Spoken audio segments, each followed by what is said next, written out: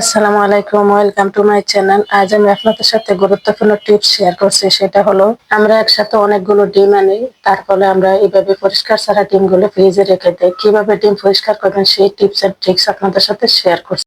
প্রথমে আমি এখানে পর্যাপ্ত পানি নিয়েছি, একটা বড় পাতিল নিয়েছি একটা ভিম লিকুইড। এখানে অল্প কিছু ভিম লিকুইড দিয়ে আমি এখন ডিমগুলো এক এক করে দেখুন ডিমের মধ্যে কতটা ময়লা থাকে। ডিম আমরা যখনই আনি তখনই কিন্তু ডিমের মধ্যে অনেক ময়লা থাকে। ডিমগুলো আমি পাতিলের মধ্যে মিনিমাম ডিমের পানির সাথে আধা ঘন্টা ভিজিয়ে রাখার পরে আমি এখন ডিমের পানিগুলো একটু ফেনা উঠিয়ে নিচ্ছি, যাতে ডিমগুলো এখন মেজে নিতে পারি। দেখুন আমি একটা যে রেগুলার আমরা বাজার করতে গিয়ে জালি পাই, সেই জালিটা দিয়ে আমি আজকে আলতু হাতে ভালোভাবে একটু পরিষ্কার করে মেজে নিচ্ছি ডিমগুলো আস্তে আস্তে মেজে নিতে হবে, তা না হলে যে কোনো সময় ডিমগুলো পরে ভেঙে যেতে পারে। তাই ও সতর্কতার সাথে ডিমগুলো মেজে নিতে হবে। এভাবে আমি সবগুলো ডিম এক এক করে মেজে নিয়েছি। এখন আমি পর্যাপ্ত পানি দিয়ে ধুয়ে নিই, একদম পর্যাপ্ত পানি দিয়ে ট্যাপের নিচে রেখে ডিমগুলো ধুয়ে নিচ্ছি।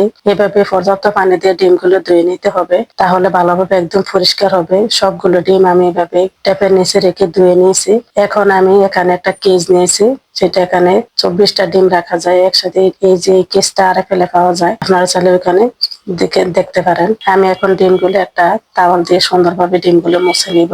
আর মুছে না নিতে চাইলে ডিমগুলো একটু যে কোনো জলের মধ্যে রেখে দিলে 1 ঘন্টা পরে এইভাবে ডিমগুলো শুকিয়ে যাবে। আমি এক এক করে এইভাবে সবগুলো ডিম মুছে নিয়েছি। এখন আমি কেজের মধ্যে রেখে দিচ্ছি।